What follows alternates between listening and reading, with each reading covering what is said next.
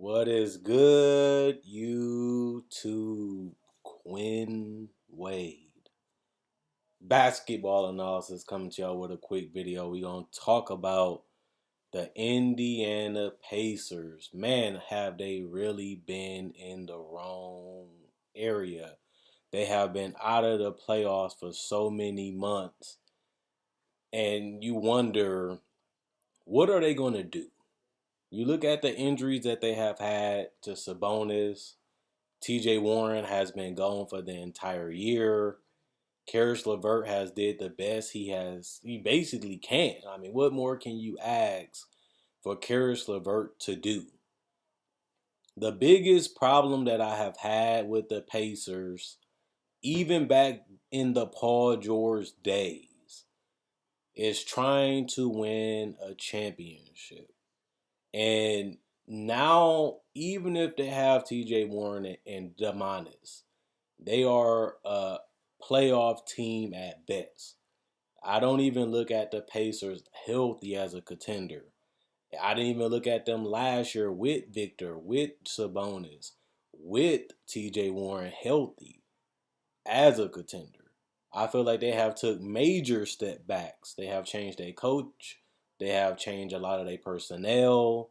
And even though a lot of their role players have stayed intact so far, this team has to be miserable. If you're a fan of this team, you cannot ride with this team. You cannot support this team, in my personal opinion, just because they're not really interesting. They're not the funnest team to watch. They don't have the greatest defense. They don't really have something that you look at and say, this is why I need to watch them. Sabonis has played above his level. Nobody really thought of Sabonis being a legitimate all-star, which he has become the last 2 years of his career. And I am one of the persons that didn't believe he would become one. I never thought he sucked or he was garbage. But I also didn't see him becoming such a huge hub for this team, being able to score, being able to pass, and being a solid rebounder for his position. But Sabonis as your best player is not a good idea. It is really not, because Sabonis is not a dominant player, even at his best, which is probably this year. He wasn't dominant. He had games where, depending on the matchups, he would go cold or he couldn't create shots consistently. And a lot of his games do depend on the matchup. Depending on the matchup is how good he's going to play. And superstars dominate each and every game.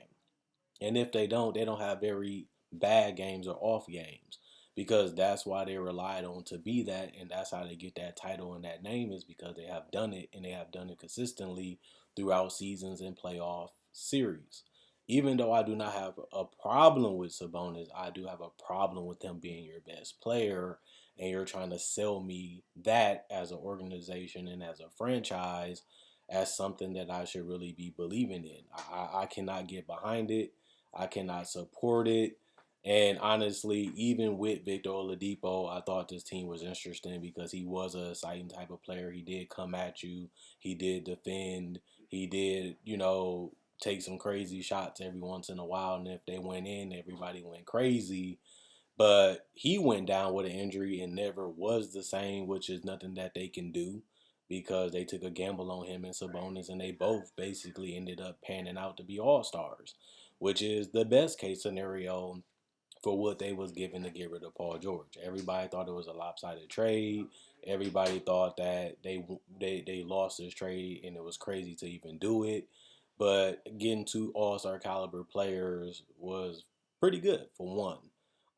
As people don't look at Paul George as a franchise player anymore, since he went to OKC and obviously been playing with Kawhi Leonard with the Clippers. But the problem right now is, where should they go?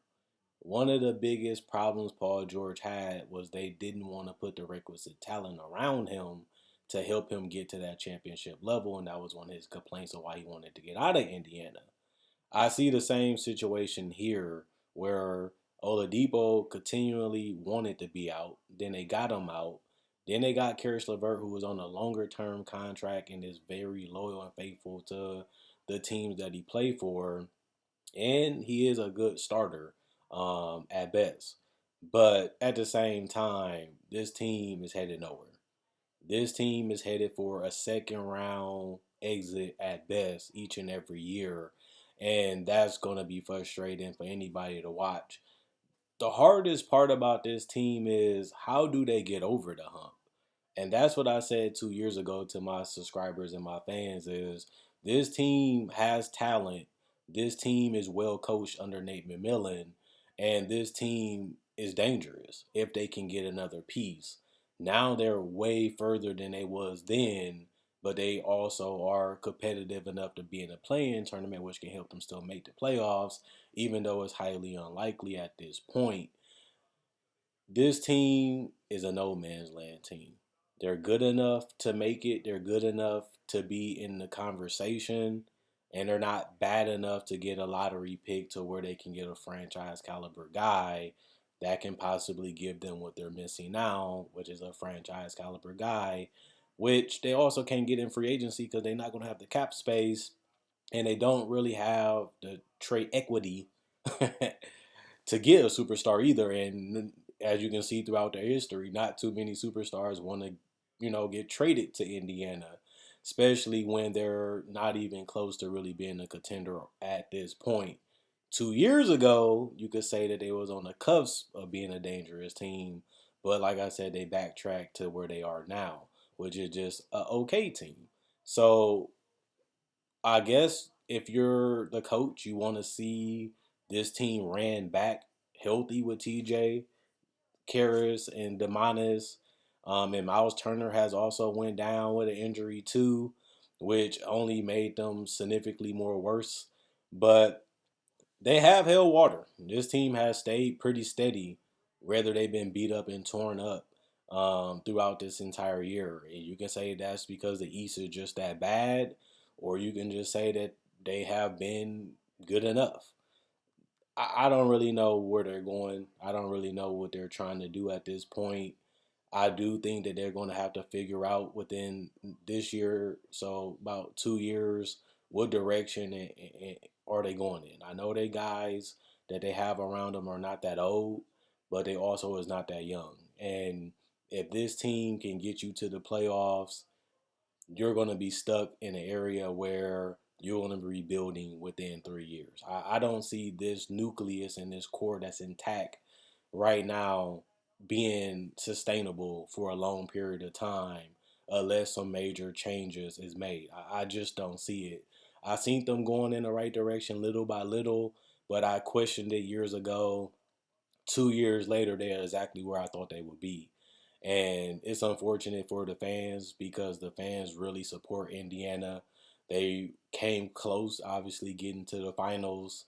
They had a guy that was loyal to the T with Reggie Miller, and he stayed even when he could have left to join the Lakers and other teams. He really believed that he can win when Indiana came up short. And I already know that they had the malice, which, ruined another chance for them to have a chance to win a title even after they went to the finals. And that hurts the fans still to this day. But this team is also not doing them any favors because it's selling them false hope that they can actually be something that they won't be. And that's something that I was trying to tell the fans, and is reality now. Like I said, if you're an organization and you're a coach, you probably make some minor improvements. You probably run this team back healthy, and see what you have and what you can do. But ultimately, I don't really see this team doing anything unless they make significant changes. And if they don't, they're going to find themselves in a rebuild mode where they're going to trade off these guys to get younger guys or to move up in the draft to get somebody that can change the trajectory of this team towards possibly being in the championship area. TJ Warren is a great player. Sabonis is great. And I got love for Karis LeVert and some of the guys on this team because they play hard, they come to work, and they do what they're supposed to do. And they are hungry and they do love the game. I'm not questioning that. But this team had a ceiling when they built it, especially after they traded Paul George too. And I think that their ceiling is second round exit. The goal is to get past that and have a chance to win the title. This team is nowhere near that. And if anything, they took steps back to get to the point that they are at now. And with the injuries that these guys are having, it do make you wonder what else can this team do? Um, I think that's the biggest question for them if they don't make the playoffs this year. What can they really do to get over this hump, and will they do it? And the only reason I brought that PG question is because that's what's gonna happen. Either they're gonna get frustrated for coming up short, they're gonna be frustrated for not getting over the hump, or eventually they're gonna have to take a big swing or come back down to earth and go back to rock bottom, which is unfortunate, but that's what happens in the league, and that's how it always been. And the Pacers are in that middleman where I feel you, I see you, but at the end of the day, it's just not going to happen. Other than that, let me know if you disagree, if you agree, or I'm not as crazy as people thought, because it ended up coming to reality what I said years ago. Other than that, Quinn Wade, basketball analysis, I'm gone. I'll be coming to y'all with another video for Friday. Hopefully you guys enjoyed your day. Hopefully you guys can watch tomorrow. Other than that, the Pacers are